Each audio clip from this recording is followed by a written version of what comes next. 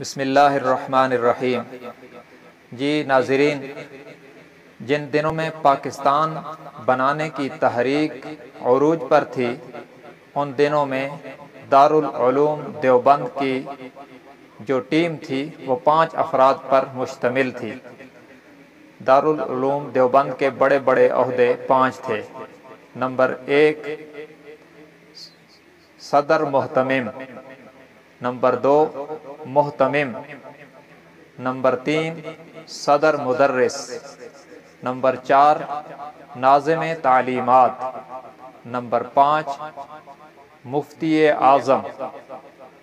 ان 5 عہدوں پر جو شخصیات تعینات تھیں ان کے نام یہ ہیں۔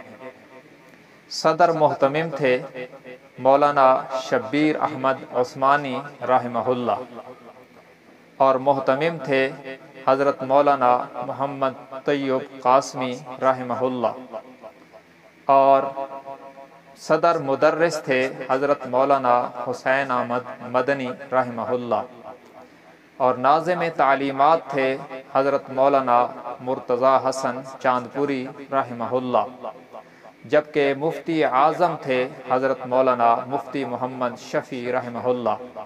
ان 5 حضرات میں سے 4 لوگ تحریک پاکستان میں پاکستان بنانے کے حامی تھے۔ صرف مولانا حسین احمد مدنی رحمہ اللہ نے پاکستان کے بننے سے پہلے رائے کا اختلاف کیا تھا۔